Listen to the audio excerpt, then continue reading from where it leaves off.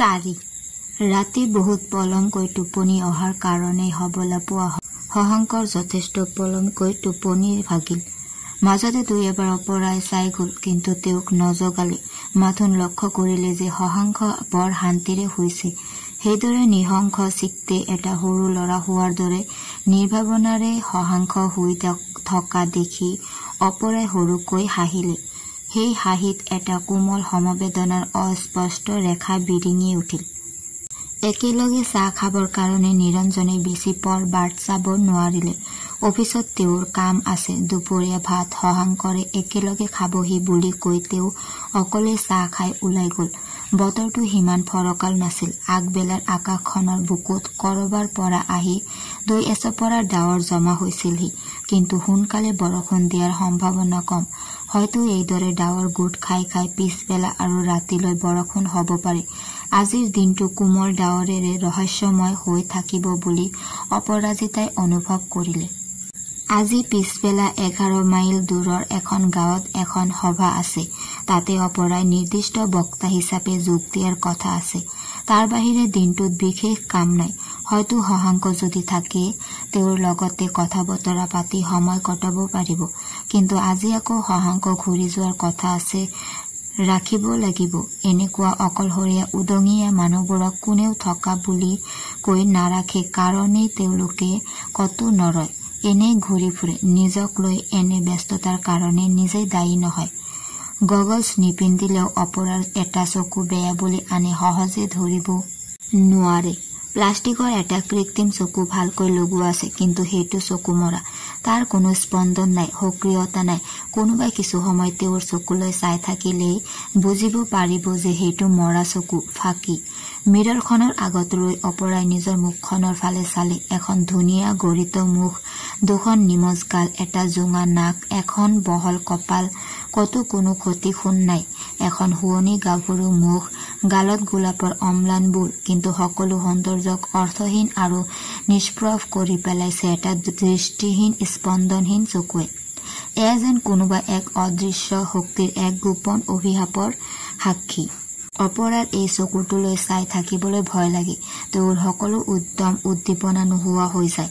এটা কৰুণ হতাশাই তেওঁক উন্মাদ কৰি তোলে। কাৰোবাৰ ওপৰত অপৰাৰ এটা প্ৰচণ্ড খং উঠে। মনটো তেওঁৰ বিদ্ৰোহী হৈ উঠে। অপৰাই গগলছযোৰ পিন্ধি ললে। এইদৰে চশমা পিন্ধি পিন্ধি নাকৰ ওপৰত দাগ বহি গৈছে। মই যেন চশমা পিন্ধিবৰ কাৰণেহে জন্ম ধৰিছিলো।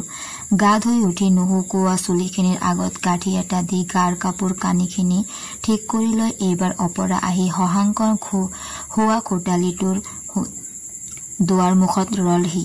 তেতিয়া দেখিলে শশাংকৰ টোপনি ভাগিছে, সাৰ পাইছে। সৰুকৈ অপৰাই কলে, বহুত পৰ হলো নেকি? নিজকে কোৱাৰ দৰে শশাংকই কলে আৰু এবাৰ বাহিৰৰ ধূসৰ আকাশখনৰ ফালে আৰু তাৰ পিছত অপৰাৰ ফালে চালে। তেওঁ এনে ধৰণে চালে যেন অপৰানো কোন চিনিকে পোৱা নাই। অপৰাই সৰুকৈ হাঁহি কলে, মই এটোপা চাহ আনোগৈ, আপুনি মুখ হাত ধুৱক। নিৰঞ্জন নথকাৰ কাৰণে শশাংক আৰু অপৰায়ে চাহ খালে। ৰান্ধনী লৰাটোৱে অপৰাই তৈয়াৰ কৰি থোৱা বস্তুখিনিকে সজাই পৰাই আনি মেজত দিলে। খাই থাকোতে শশাংকই মেজখনৰ সিপাৰি মুখামুখিকৈ বহা অপৰাৰ ফালে একোবাৰ পোনপটীয়াকৈয়ে চালে। তলমূৰকৈ চাহ খাই থকা অপৰাৰ সেউতাত সেন্দুৰখিনিৰ কি অৰ্থ হব পাৰে মাজে মাজে শশাংকই ভাবিলে, আৰু মাজে মাজে খিৰিকীখনেদি বাহিৰৰ অনুজ্জ্বল আকাশখনৰ ফালে চালে।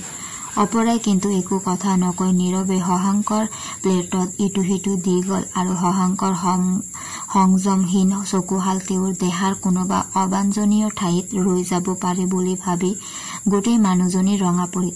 কালিৰ দৰে কিছু হৈচৈ কৰি শশাংকই কথা পাতি যোৱা হলেই অপৰাৰ ভাল লাগিলহেঁতেন, কিন্তু অপৰাই উপলব্ধি কৰিলে যে কিবা কাৰণত আজি পুৱাতে শশাংক কিছু অন্যমনস্ক আৰু ভাৱপ্ৰৱণ হৈ পৰিছে। তাৰ কোনো কাৰণ অপৰাই ভাবি নেপালে। বৰষুণ দিব নেকি এনেয়ে শশাংকই কলে। বতৰটো সিমান ভাল নহয়। নিৰঞ্জন সদায় ৰাতিপুৱা কৰবালৈ ওলাই যায় নেকি? প্ৰায়ে যায়। তেখেতৰ কিবা কিবি বহুত কাম। মই শুনিলো তোমাৰো বহুত কাম। অপৰাই শান্তভাৱে হাঁহিলে, একো নকলে।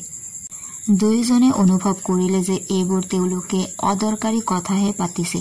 আচলতে তেওঁলোক দুয়ে অইন কিবা কথা এটাহে পাতিবলৈ বিচাৰিছিল, কিন্তু কি কথা পাতিব খুজিছে সেই কথাও তেওঁলোকে স্পষ্টভাৱে বুজিব পৰা নাই। চাহ মেজৰ নীৰৱতাখিনি বৰ অস্বাভাৱিক যেন অনুভৱ হল।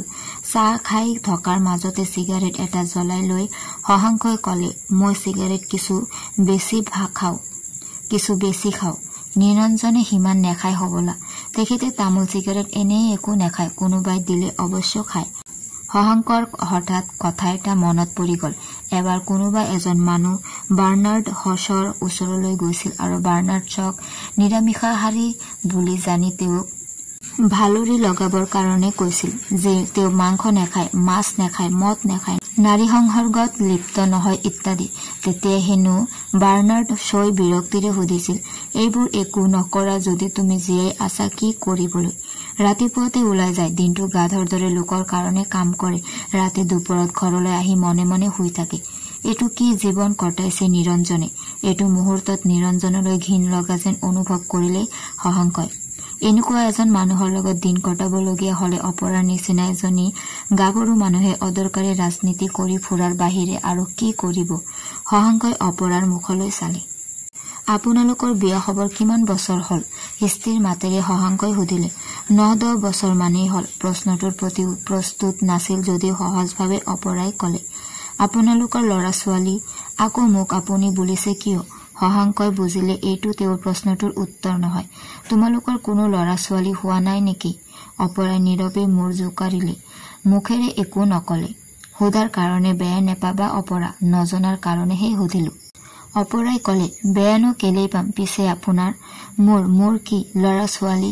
অপৰাই শশাংকৰ মুখৰ ওপৰত চাৱনি থৈ উত্তৰৰ কাৰণে অপেক্ষা কৰিলে।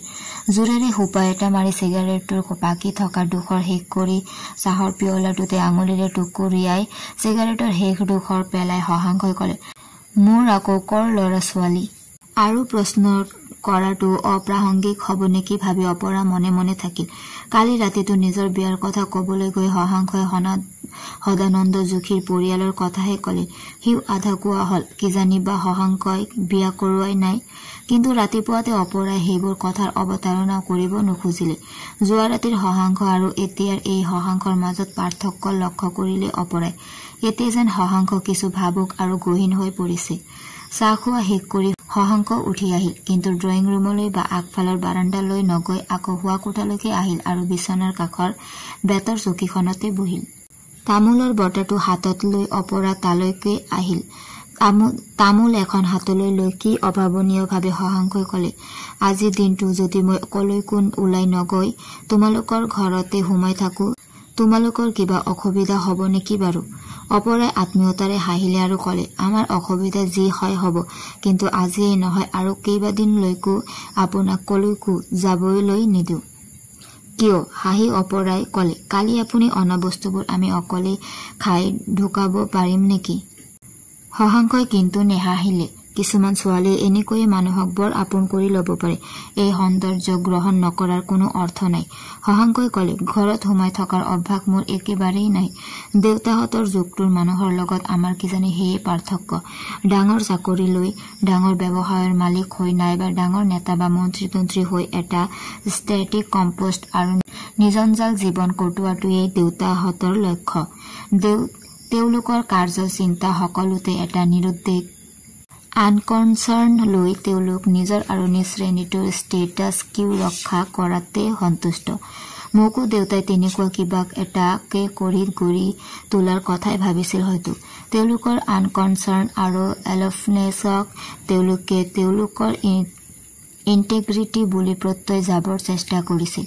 কিন্তু দেউতাৰ চকুৰ আগতে সমাজখনত হোৱাৰ দৰে দেউতাৰ ঘৰখনতো দেশ ডিছইণ্টেগ্ৰেশ্যন হোৱাৰ সাক্ষী দেউতা নিজেই। আপোনালোকৰ ঘৰখনৰ কথা কৈছে? আমাৰ ভাই ককাই 6টা, 4টা ল'ৰা, 2জনী ছোৱালী। ডাঙৰ ককাইদেউ মেট্ৰিক পাছ কৰিয়ে বিলাতলৈ গল। তাত কি পঢ়িলে নপঢ়িলে কব নোৱাৰো, কিন্তু তাৰ পৰা আৰু ঘূৰি নাহিল। তাৰে ছোৱালী এজনী বিয়া কৰাই বিলাততে থাকি গল। ডাঙৰ মাজু ককাইদেউ নাচ গান চিনেমালৈ ব্যস্ত আছিল। তাৰ চেহেৰা পাতিও ভাল, গানো ভাল গায়, গান বাজনা কৰিলেও সি পঢ়া শুনাও কৰিছিল। কমাৰ্চ পঢ়িছিল, পাছ নকৰিলে। নাচ গান থিয়েটাৰতে বেছি মনোযোগ দিলে। দেউতাৰ বহুত টকা নষ্ট কৰিলে, কেইবাজনীও ছোৱালীৰ জীৱন নষ্ট কৰিলে। এতিয়া শিল্প বাদ দি বাগান চলায়। সৰু মাজু ককাইদেউৰ স্বাস্থ্য বেয়া, কিন্তু সি পঢ়া শুনাত ভাল আছিল। এনেই সি খুব পঢ়া শুনা কৰিছিল। তাৰ স্বাস্থ্যৰ অনুপাতে তাৰ মানসিক পৰিশ্ৰম বেছি হল। পিছলৈ তাৰ মস্তিষ্কৰ বিকৃত হবলৈ আৰম্ভ কৰিলে। তাক নাইনিতাললৈ পঠালে। এতিয়াও সি তাতে আছে। কেতিয়া ভাল হব বা কেতিয়া ভাল হবনে নহয় কোনেও কব নোৱাৰে। শশাংকৰ কথাবোৰত এটা বেদনা আৰু অসন্তুষ্টি প্ৰচন্নভাৱে লুকাই থকাটো অপৰাই অনুভৱ কৰিলে। কিন্তু সেই অনুভূতিৰ অকণমানো প্ৰকাশ কৰিলে শশাংক ক্ষুণ্ণ হব বুলি ভাবি তেওঁ একো নকলে। অলপ সময় নীৰৱতাৰ মাজেদি কাটি গল। তাৰ পিছত অপৰাই সুধিলে, আপোনাৰ বাই ভনী কেইগৰাকী?